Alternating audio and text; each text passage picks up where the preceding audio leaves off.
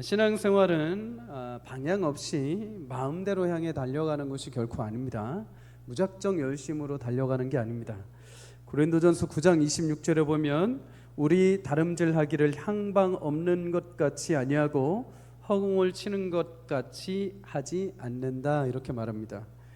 목표가 없이 달려가거나 무의미하게 허공을 치는 일이 아니라는 것이죠. 오히려 성도의 방향과 목적은 아주 명확합니다. 그것은 바로 예수님이신 줄 믿습니다.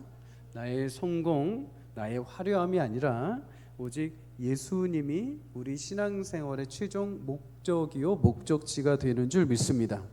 믿음의 선조들과 같이 우리는 그 예수님의 뒤를 따라서 동일하게 그 방향으로 향해 가는 거죠. 데살로니가 교인들은 없던 곳을 창조해낸 사람들이 아닙니다. 그들의 믿음과 신앙은 예수님으로부터 나온 것이고, 예수님을 본받은 바울과 그의 동역자들의 신앙을 본받은 것이죠. 1장 6절에 보면 기쁨으로 우리와 주를 본받는 자들이 되었다, 이렇게 말합니다. 너희가 기쁨으로 우리와 주 예수 그리스도를 본받는 자들이 되었다. 데살로니가 교인들도 예수님을 최종적으로 목적지를 향해 달려간 거죠. 그럴 때 그들의 삶에, 교회에 놀라운 변화와 역사가 일어나게 된 줄 믿습니다. 여러분, 우리도 주님을 본받아 그런 열매들이 맺혀지는 축복이 있기를 주의 이름으로 소망합니다. 본받는다라는 원어적 의미는 모방하다라는 의미입니다. 모방하다, 흉내내고 따라한다라는 것이죠. 그런데 성경에서 말하는 모방은 세상이 말하는 모방하고는 조금 다릅니다. 세상은 겉모습을 모방하죠. 남의 목소리, 표정을 모방합니다. 그리고 얼굴을 모방합니다. 최근에 디즈니 만화 공주에 나오는 그 공주 만화 캐릭터를 정말 따라하고 싶어서 미국에 15차례나 성형수술한 30대 여인이 뉴스에 나왔습니다. 진짜 눈 색깔도, 그리고 머리 색깔도, 얼굴도 디즈니 만화에 나오는 공주처럼 막 다 바꾼 거예요. 그런데 그로 인한 부작용이 너무 심하죠. 15번이나 성형수술을 했으니 피부 조직이라든지 정신적인 고통이 이루 말할 수가 없는 것입니다. 여러분, 아무리 공주처럼 외모를 바꿔도 진짜 공주가 되지 않습니다. 그런데 그리스도인들은 단순히 예수님을 외형만 모방하는 자들이 아닙니다. 그리스도인들이 예수님을 본받는 것은, 본받을 수 있는 것은 예수님이 그 중심에 계셔야 가능한 것입니다. 예수님으로부터 회심의 놀라운 큰 사랑을 경험하지 않고서는 예수님을 따라할 수도 없고 예수님을 진심으로 흉내낼 수도 없습니다. 그래서 에베소 5장 1절에서 2절을 이렇게 말씀합니다. 함께 읽어볼게요. 시작. 그러므로 사랑을 받는 자녀같이 너희는 하나님을 본받는 자가 되고 그리스도께서 너희를 사랑하신 것 같이 너희도 사랑 가운데서 행하라. 그는 우리를 위하여 자신을 버리사 향기로운 제물과 희생 제물로 하나님께 드리셨느니라. 아멘. 사랑을 받는 자녀가 하나님을 본받는 자가 될 수 있고, 사랑을 받는 자가 사랑 가운데 행할 수 있다라고 말을 합니다. 쉽게 말해서 내가 그 예수님으로부터 인풋이 있어야, 사랑을 받은 존재가 되어야 사랑할 수 있고, 예수님이 내 안에 계셔야 예수님을 닮아오고 따라갈 수 있다는 거죠. 그렇지 않고 예수님 없이 종종 흉내를 낼 수는 있습니다. 겉으로 흉내만 낼 수 있습니다. 그런데 이거는 결정적인 순간에 다 탄로가 나게 됩니다. 언제요? 사도행전 19장에 보면 바울이 에베소에서 복음을 전할 때 하나님이 바울의 손을 통해서 놀라운 기적과 역사를 보이십니다. 그 모습을 보고 마술하는 유대인들이 바울을 흉내내어서 악귀들에게 감히 도전을 합니다. 예수님의 이름으로 바울이 막 놀랍게 역사하니까 자신들도 예수님의 이름을 부적처럼 흉내낸 거죠. 예수님의 이름으로 말하노니 악귀야 물러가라, 흉내낸 겁니다. 이때 악귀가 뭐라고 합니까? 사도행전 19장 15절에 내가 예수도 알고 바울도 알지만 너희는 누구냐? 하면서 오히려 이 마술 행하는 유대인들을 갖다가 괴롭힙니다. 맛을 향하던 유대인들이 도망가게 되죠. 여러분, 사람들은 고가의 물건을 살 때 먼저 이게 진품인지 가품인지를 확인합니다. 반면 아주 저렴한 물건 같은 경우에는 굳이 구별하지 않죠. 왜요? 저렴하니까요. 이거 잃어버려도 큰 문제가 안 되니까요. 이거 잃어버리면 다시 구입하면 되니까요. 하지만 고가의 물건은 다릅니다. 세상에 단 한 번 구입할 수 있고 딱 한 번 얻을 수 있는 물건이라고 하면 반드시 이것이 진짜인지 확인을 하게 되어 있습니다. 우리 신앙은 가품이 될 수 없습니다.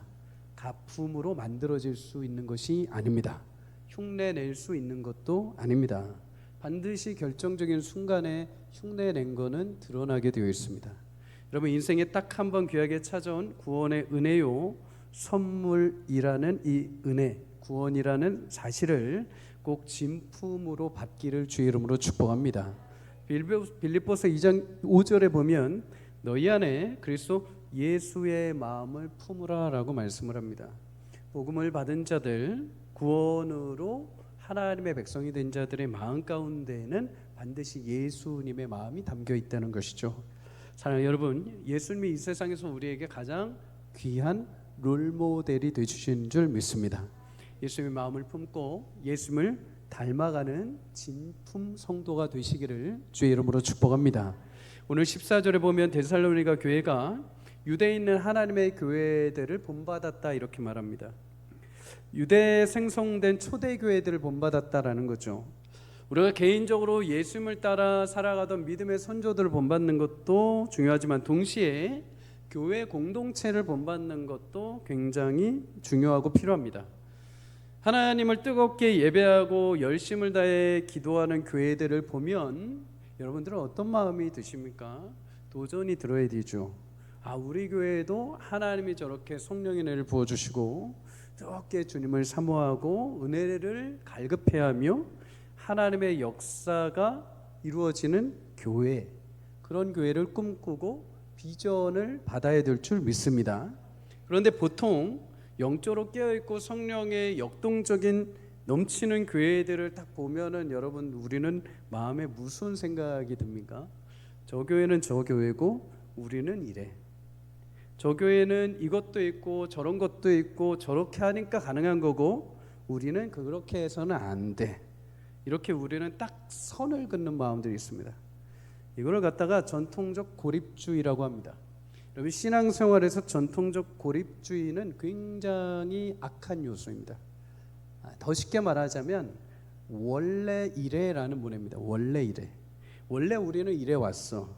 원래 우리는 이 정도야. 원래 우리는 그런 거를 좋아해. 그러면서 다른 교회에서 하나님을 향한 뜨거운 열심과 열정으로 세워지는 모습들을 보면 딱 선을 그어버립니다. 우리는 그 정도까지 안 해도 돼. 우리는 그냥 적절하게 재미있게 즐겁게 편안하게 딱 우리는 원래 딱 그 정도야 라고서 제안한다는 것이죠.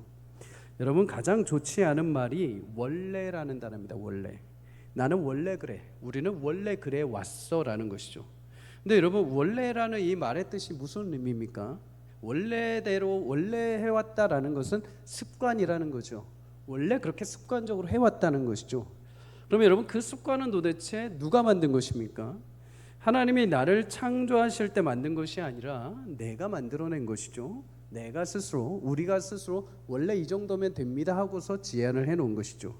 내가 스스로 내 인생을 규정하고 그것을 습관으로 만들어서 제안해버린 것입니다. 여러분, 그러나 우리에게는 원래라는 것은 있지 않습니다. 언제나 주님 안에 사는 성도들은 하나님의 선한 뜻을 새롭게 창조하시는 하나님의 은혜만이 있는 줄 믿습니다. 내가 제안하지 않고 하나님의 선한 뜻을 따라 계획하는 그 일들을 이루어가면 하나님은 그 역사하시는 대로 내가 생각하는 제안을 넘어 뛰어나신 지혜와 능력으로 일하시는 줄 믿습니다. 여러분, 부디 우리 교회는 이 정도야, 우리 교회는 옛날부터 이래왔어 라기보다 하나님의 뜻을 제안하지 않고 하나님, 얼마든지 우리 교회를 향한 하나님의 계획과 하나님의 뜻이 있다면 주님 이루어 주십시오. 하나님의 교회요, 하나님이 주인 되신 교회라면 하나님의 그 뜻을 이루어 주십시오. 내 전통, 내가 원래 생각했던 대로가 아니라 하더라도 그것은 내가 주인이 아니요 하나님이 교회 주인이시니 하나님이 이루신다면 반드시 그 일이 이루어질 줄 믿습니다. 하박국이 그렇게 고백했던 것처럼 주님, 이 부흥이 수년 내에 이루십시오. 여러분, 우리 교회도 하나님이 도전하는 마음을 주신다면 그 마음을 열어 주의 뜻과 주의 역사들을 이루어가는 교회가 되기를 주의 이름으로 축복합니다. 인간적인 운명론에 사로잡히며 자신의 인생의 그림을 그리는 사람들만큼 안타까운 사람은 없습니다. 여러분과 교회를 향해 그려놓으신 하나님의 밑그림을 볼 수 있기를 주의 이름으로 축복합니다. 성령의 역사와 부흥의 은혜를 경험한 사람들의 특징은 스스로를 제한하지 않는다는 것입니다. 내가 스스로 그림을 그려서 이 정도야 라고 제한하지 않는다는 것이죠. 항상 그 그림판을 하나님께 내어드립니다. 자신에 대한 그림판도 하나님께 내어드립니다. 누군가한테 항상 도전을 하며 항상 이러십니다. 저는 원래 그거는 어렵습니다. 저는 원래 그거는 안 해봤습니다. 원래 저는 제 입에 그렇게 안 들어봤습니다. 여러분, 원래라는 게 도대체 어디 있습니까? 차라리 여러분, 주님이 부르시고 주님이 행하시고 주님이 역사하신다면 내 영혼과 내 삶과 나의 습관까지도 맡기는 은혜가 있기를 주의 이름으로 축복합니다. 마태복음 19장 26절에도 말씀합니다.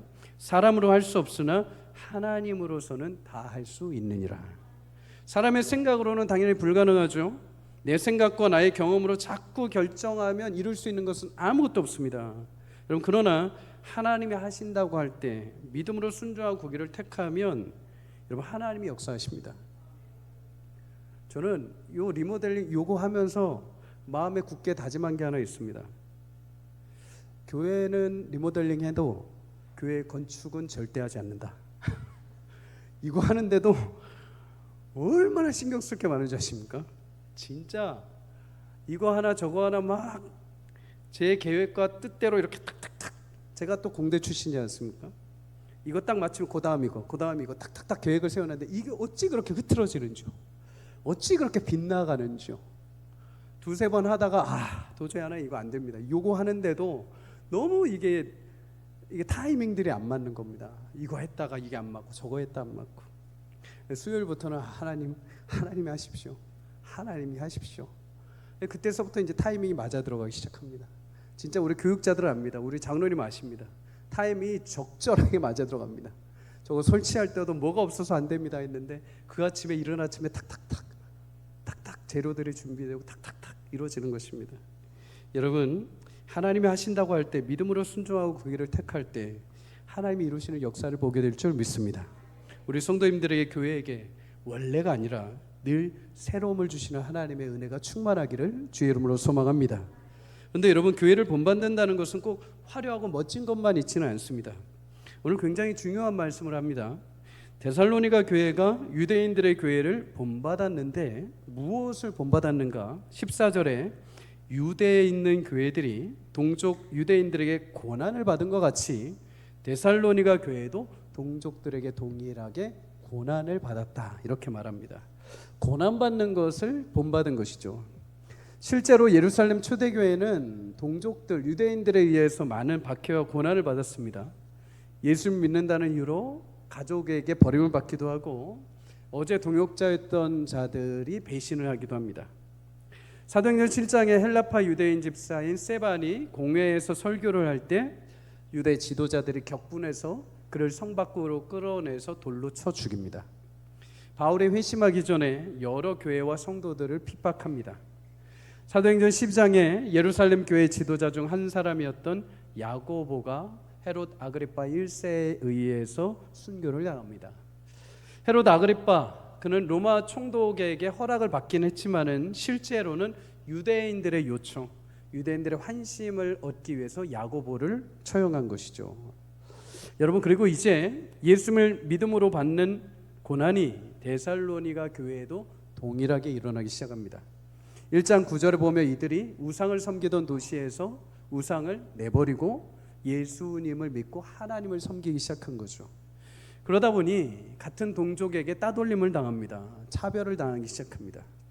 그럼에도 데살로니가 교인들이 고난을 마치 당연한 것으로 여기고 유대 여러 교회들처럼 그 고난 가운데에서도 온몸을 들여 신앙을 지킨 것이죠. 여러분, 데살로니가 교회만이 아닙니다. AD 64년에 네로 황제 때 이제 잔혹한 기독교인에 대한 박해가 폭발적으로 진행이 됩니다. 네로 황제는 당시에 로마의 대화재가 일어나게 되죠. 대화재로 인해서 그 당시에 화재가 일주일 동안 진행이 됩니다. 그러다 보니까 서울에 있는 3분의 2가량 로마의 시가 타들어가게 되죠. 이 모든 책임을 갖다가 시민들이 네로에게 막 묻습니다. 네로는 여기서 이 책임을 회피해야 할 국리가 필요했습니다. 그래서 희생양을 찾았죠. 그게 누구인가? 기독교인들입니다. 안 그래도 기독교인들이 자신을 숭배하지 않고 자꾸만 그리스도를 숭배하는 것을 보고 예수를 숭배하는 것을 보고 안 그래도 눈에 가시처럼 여기고 있었습니다. 또한 그 당시에 그리스도인들은 소수의 집단이고 하층민에 속했습니다. 그러니 많은 도시 사람들이 이미 싫어하고 미워하고 나 네로도 싫어하는 이 기독교인들을 이참에 몰살시키려고 핑계를 댄 거죠. 기독교인들이 대화재를 저질렀다. 결국 기독교인들은 이 일로 인해서 박해가 시작이 됩니다. 짐승의 가죽을 덮어쓰고 개와 싸우기도 하고 사자우리에 던져져 먹잇감이 되기도 합니다. 십자가 여행에 처해지기도 하고 기름을 바른 옷을 입혀서 기둥에 세워 밤에 횃불로 사용을 합니다. 네로의 횃불이라고 하는 폴란드 화가 헨리크 시에미라츠키가 그린 네로의 횃불이 있습니다. 잠시 볼까요? 왼쪽에 보면은 자세히 보면 네로 황제가 누워서 즐기고 있죠. 그리고 로마 사람들이 즐기고 있습니다. 왼쪽에 보면은 이제 화형당하기 위해서 잡혀 있는 그리스도인들이 달려 있습니다. 밤에 네로가 저렇게 불태워 죽이는 그리스도인들을 보면서 즐거워했습니다. 길을 밝혔다는 것이죠. 예수님 제자인 베드로, 바울도 로마에서 순교하게 됩니다. 1세기부터 이렇게 맹렬한 고난을 피하기 위해 이제 성도들은 여러 지역으로 흩어지고 지하에 있는 지하 묘지인 카타콤으로 숨게 됩니다. 하지만 그렇게 신앙생활을 지하까지 이어지면서도 쉽진 않죠. 어떤 이들은 지하 카타콤에 숨어서 신앙생활을 하지만 어떤 이들은 거기서 태어나서 평생토록, 지금 안 보여줘도 됩니다. 평생토록 햇빛을 보지 못하고 평생토록 지하에서만 산 사람도 있습니다. 또한 이 지하에서 신앙생활을 이어가는 게 너무 힘들다 보니 로마 군인들에게 자신들의 비밀 장소를 다 고발하는 배신자들도 나오게 됩니다. 그러다 보니 이제 동족들에게도 배신을 당하는 그리스도인들, 그래서 서로 안에 암호를 하나 만들기 시작합니다. 사진 띄워주십시오. 물고기 그림을 아마 보셨을 것입니다. 익투스라고 하죠. 그리스어로 익투스입니다. 그런데 이 모양을 이제 그리스도인들은 자기 집 앞에 살짝 그려놓는 겁니다. 나는 그리스도인입니다 하고 티를 내는 거죠. 근데 이거를 아는 사람만 아는 것입니다. 근데 익투스에는 숨어있는 암호가 있습니다. 그게 무엇이냐? 익투스라고 하면 저 단어의 앞글자, 철자들을 무엇인가를 따와가지고 5글자를 합쳤을 때 물고기가 되는 거죠. 첫 번째 이에수스, 예수. 두 번째 크리스토스, 그리스도. 테우, 하나님의. 휘오스, 아들. 소테르, 구주. 합쳐서 말하면 뭘까요? 예수 그리스도, 하나님의 아들, 구주이시다. 어서 많이 들어보셨죠? 베드로의 고백입니다. 주는 그리스도시요 살아계신 하나님의 아들이십니다. 여러분, 고난 가운데서도 지하교회 성도들 이렇게 목숨을 걸고서라도 자신들의 신앙을 지켜간 것이죠. 그런데 여러분, 놀랍게도 지금도 핍박 가운데 목숨 걸고 신앙생활을 하고 있는 사람들이 있다면 믿으시겠습니까? 바로 북한의 지하교회 성도들입니다. 북한 지하교회 성도들, 지금도 마치 카타콤 성도들처럼 몰래 숨죽여서 예배를 드리고 있죠. 몰래 숨죽여서 찬양하고 몰래 숨죽여서 기도하고 있습니다. 우리처럼 대놓고 화려한 예배당에서 예배하거나 시끄럽게 찬양하거나 크게 기도할 수도 없습니다. 가장 위험한 것은 그렇게 티를 냈을 경우에 내 동족, 옆집의 순자 엄마가, 옆집에 있는 누구 동무가 바로 신고를 하게 되는 거죠. 그러면 이제 고발당하고 비참한 결말에 이르게 됩니다. 북한 지하교회의 실상, 조금 예전의 영상이지만 잠깐 한번 보도록 하겠습니다.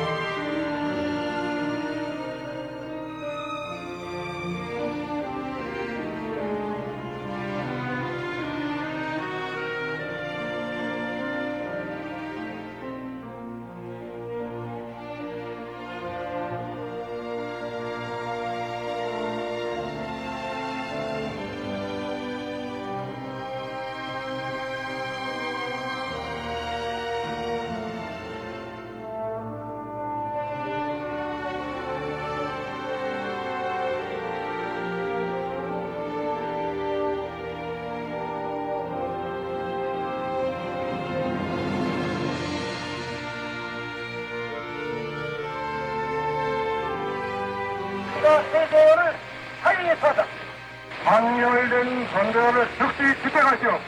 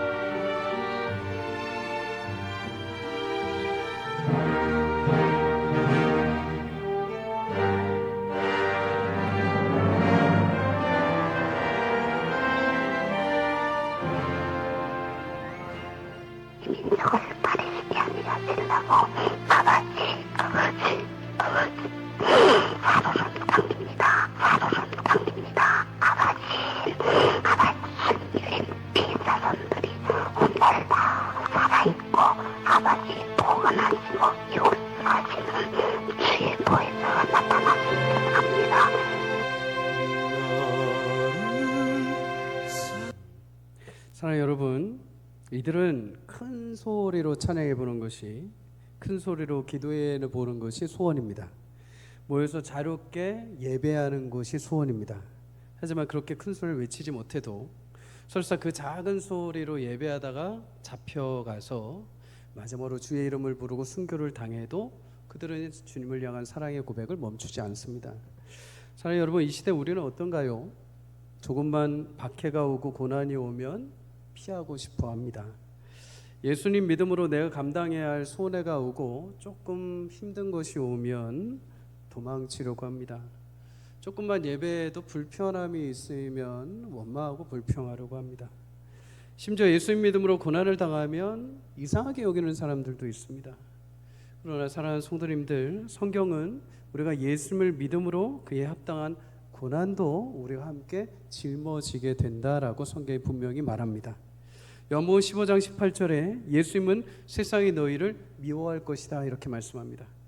예수님은 제자들에게 세상이 나를 미워했기 때문에 너희는 미워하지 않을 거야 이렇게 말씀하지 않으셨습니다. 내가 온갖 핍박을 다 당했으니 너희는 핍박 안 당할 거야 이렇게 말씀하지 않으셨습니다. 제자들에게 내가 당한 고난도 너희가 똑같이 당하게 될 것이다. 내가 간 길을 너희가 똑같이 걸어오게 될 것이다 이렇게 말씀하십니다. 바울과 실라가 빌립보에서 매를 맞고 감옥에 투옥됩니다. 많은 제자들 역시 고난을 당합니다. 오늘 데살로니가 교회도 그 길을 따라 믿음으로 선택하고 걸어갈 때 많은 동족들의 고난이 있었습니다. 그럼에도 이런 고난에 대해서 성경이 격려하고 바울을 또한 그들의 길을 끝까지 걸어가기를 바라는 이유가 있습니다. 요한복음 16장 33절을 함께 읽습니다. 시작. 이것을 너희에게 이르는 것은 너희로 내 안에서 평안을 누리게 하려 함이라. 세상에서 너희가 환난을 당하나 담대하라. 내가 세상을 이겼노라. 아멘. 예수님 그 고난의 끝에 승리의 완성을 이루신 것처럼 성도 또한 예수님을 따라가면서 여러 가지 치우치는 고난과 환난이 있지만 마침내 주님의 그 승리가 우리에게 관철되기 때문입니다. 자, 여러분, 신앙생활은 교회의 머리이신 주님을 따르는 것입니다. 주님과 함께 그 길을 걷는 것을 신앙생활이라고 합니다. 그러면 당연히 세상으로부터 우리는 구별될 수밖에 없고 세상의 저항과 마주할 수밖에 없습니다. 그것이 고난이죠. 교회가 세상으로부터 고난을 당한다는 것은 연약해서도 아니요, 능력이 부족해서도 아니요, 무엇이 잘못돼서도 아닙니다. 세상에 속하지 않고 그리스도께 속해 있다는 것을 입증하는 것입니다. 그래서 바울은 골로새서 1장 24절에 말합니다. 너희를 위하여 받는 괴로움을 기뻐하고 그리스도의 남은 고난을 그의 몸된 교회를 위하여 내 육체에 채우노라. 사랑하는 여러분, 신앙은 질그릇과 같은 연약한 내 인생을 주님으로 채워가는 싸움입니다. 다른 사람들은, 세상 사람들은 다른 걸로 막 채우려고 노력하지만 그리스도인들은 비어있는 내 인생을 예수님으로 채우고 예수님의 고난으로 채우고 예수님의 십자가 사랑으로 채워가는 것입니다. 깨질 것 같은 질그릇 같은 인생일지라도 여러분 그 안에 보석이 담기면 그 그릇은 완전히 달라집니다. 예수님의 십자가 고난과 부활이 여러분 심령 가운데 가득 채워지기를 주의 이름으로 축복합니다. 예수를 믿고 따를 때 여러 가지 핍박과 어려움이 올 수 있습니다. 예수님을 가정에서 혼자 믿는 분들, 또 여러 핍박 가운데, 여러 시어머니의 고난 가운데, 제사를 드리는 가정 가운데 여러 핍박이 올 수 있죠. 그러나 성경이 분명히 약속하십니다. 마태복음 5장 11절 12절 함께 읽습니다. 시작. 나로 말미암아 너희를 욕하고 박해하고 거짓으로 너희를 거슬러 모든 악한 말을 할 때에는 너희에게 복이 있나니 기뻐하고 즐거워하라. 하늘에서 너희의 상이 큼이라. 너희 전에 있던 선지자들도 이같이 박해하였느니라. 아멘. 여러분에게 고난이 큰 만큼 하늘의 상이 큰 줄 믿습니다. 그 고난을 넘어 영광의 승리를 이루시는 주님의 기쁜 소식이 여러분에게도 임하는 놀라운 은혜가 있기를 주의 이름으로 축복합니다. 데살로니가 교인들 이러한 고난 가운데 자신들 안에 예수님으로 채우는 은혜가 있었습니다. 그런데 데살로니가 교회와 다르게 엉뚱한 것으로 자신들을 채운 사람들이 있습니다. 바로 유대인들입니다. 오늘 15절에 16절에 이들이 뭐라고 합니까? 예수님을 죽이고 선지자들을 죽였다. 복음을 전하는 바울 일행을 쫓아냈고 하나님을 기쁘시게 하지도 않고 모든 사람에게 대적이 되었다. 이렇게 말합니다. 유대인들은 구원자로 오신 예수님을 못 박았습니다. 또한 구약에서부터 하나님이 보내신 순교자들, 선지자들을 항상 모두 다 죽여갔죠. 대표적으로 이사야가 톱에 쓸려 죽었고 예레미야가 유대인들의 돌에 맞아 죽었습니다. 결정적으로 이들은 하나님을 기쁘시게 한 일이 하나도 없다라고 말합니다. 여러분, 하나님을 기쁘시게 하는 일은 딱 하나죠. 하나님의 뜻을 따라 순종하는 것입니다. 하나님이 원하시는 일을 하고 하나님이 원하시는 방법대로 살려고 노력하는 거죠. 그러나 유대인들은 사사건건 하나님의 일을 대적하고 반대합니다. 하나님의 가장 큰 계획과 뜻이 있다면 딱 하나죠. 유대인들을 택해서 그들을 내 제사장 나라, 대표 나라로 삼아서 이들을 통해서 온 이방인들에게 복음을 증거해 많은 이방 민족들도 하나님을 알고 구원을 경험하게 하시는 것, 이것이 하나님의 가장 큰 목적이십니다. 근데 유대인들은 스스로를 하나님의 선민이라는 타이틀을 내세워서 우리 이방인들이 복음을 받는 것에 있어서 율법도 필요하고 할례도 필요하고 너희는 우리와 같은 혈통이 다르니까 이것도 다 해야 돼 라면서 제한을 걸기 시작을 합니다. 하나님의 기뻐하시는 뜻, 하나님을 기쁘시게 하기보다도 하나님의 마음을 자꾸만 아프게 만든 존재들이죠. 그리고 마침내 이들이 모든 사람들에게 복음을 전하는 문을 다 닫아버리고 대적의 역할을 자행했다라고 말합니다. 그래서 16절에 결정적인 말을 하죠. 자기 죄를 항상 채웠다. 영어 성경을 보면 리미트, 자신들이 채울 수 있는 한계치까지 가득가득 죄를 담았다는 겁니다. 여러분 안에 죄를 담을 수 있는 그릇이 있다면 하나님 보시기에 여러분 최소한 우리는 숨기면서 이렇게 담지 않습니까? 근데 이들은 어떻게 하느냐? 마치 서로 경쟁이라도 하듯이 가득가득 부어놓고 밟고 또 밟고 또 밟고 해가지고 늘 수 있는 채울 수 있는 양의 한계치에 다다를 정도로 하나님 앞에 자신들의 죄를 가득 채워놓은 상태라는 것이죠. 가득가득 그렇게 채워놓은 죄에 대해서 하나님의 결론은 딱 하나입니다. 진노하셨다 이렇게 말합니다. 역사적으로 보면 AD 70년에 예루살렘은 실제로 로마에 의해서 무너지게 됩니다. 여러분, 이런 일이 창세기에도 있었습니다. 창세기 6장에 홍수 사건이 등장하죠. 왜 홍수 사건이 일어납니까? 6장 5절에 보면 여호와께서 사람의 죄악이 세상에 관영함으로 그 마음의 생각이 모두 계획이 항상 악할 뿐임을 보셨다. 관영하다, 사람의 죄악이 충만했다라는 겁니다. 생각만 하면 악한 생각을 합니다. 저 사람 어떻게 해버려야지, 저 일 어떻게 해버려야지, 저거 어떻게 하면 나한테 유익이 되지, 저 사람 어떻게 골려먹지. 머릿속에 항상 악한 생각들이 아침 저녁으로 일어나는 것입니다. 극도로 악한 생각들이 채워지는 거죠. 그런데 여러분, 임계점을 아십니까? 물은 99도에 끓지 않습니다. 99도까지 열을 충분히 모았다가 딱 1도 100도씨가 되면 그때서부터 사정없이 끓기 시작하죠. 이들은 마치 99도처럼 하나님 원치 않은 죄를 가득가득 임계점까지 채워넣습니다. 하나님의 인계점까지 도달할 때까지 어제나 저제나 돌이었을까, 돌이킬까, 회개할까 기다리고 기다리시는데도 불구하고 끝까지 인계점까지 그들의 죄를 치워버립니다. 결국 하나님이 100% 치워줄 때 어떻게 하신다고 합니까? 진노하셨다. 여러분, 우리 신앙을 점검해 보기를 바랍니다. 여러분과 저는 내 안에 무엇을 지금 채워가고 있습니까? 세상 사람들이 채워가는 하나님의 진노의 그릇을 똑같이 채워가고 있지는 않습니까? 아니면 하나님 기뻐하실 일들을 채워가고 있습니까? 여러분, 사람은 내 안에 무엇을 채우느냐에 따라 그 삶과 방향이 달라지게 되어 있습니다. 그 안에 무엇을 채우느냐에 따라 성품이 완전히 달라지게 되어 있습니다. 사단의 마음을 품는 자는 성품이 사단을 쫓아가게 되어 있습니다. 그러나 예수님을 마음에 품는 자들은 어떻게 해서든 예수님을 따라가게 되어 있습니다.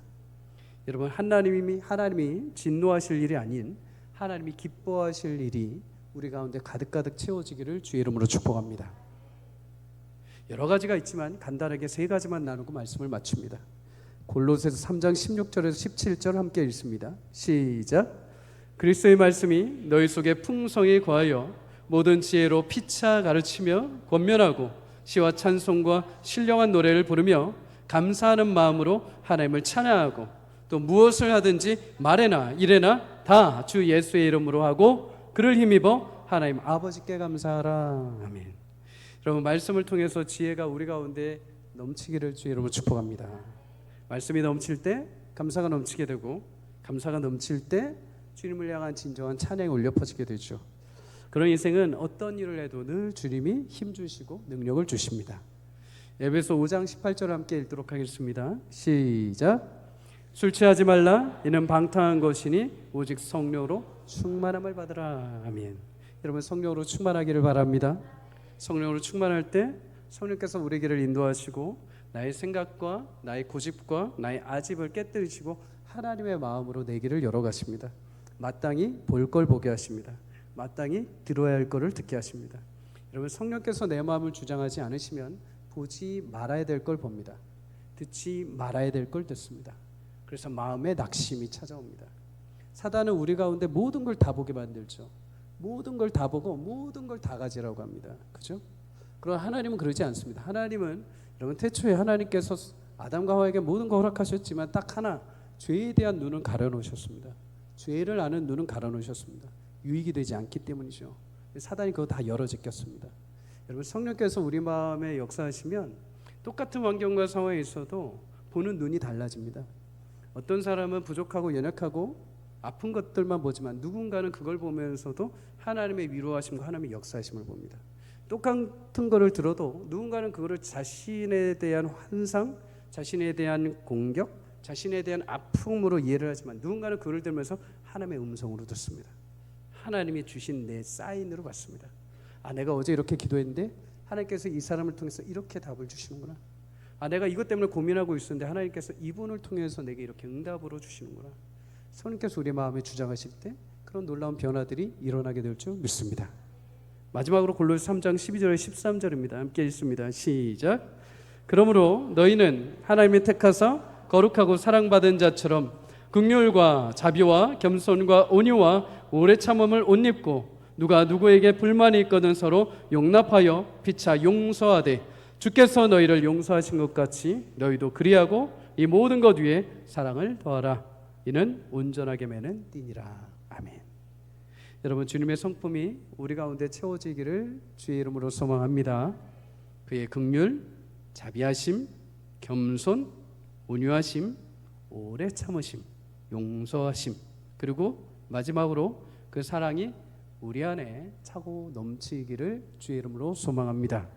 그렇게 우리 삶이 주님의 사랑과 주님의 고난으로 또 주님의 영광으로 가득 채워져서 주님이 보시기에 가장 아름답고 또 귀했던 데살로니가 교회처럼 귀한 영적인 풍성함의 소문이 나는 우리 교회요 또 모든 성도님들의 삶이 되시기를 주의 이름으로 간절히 축복합니다.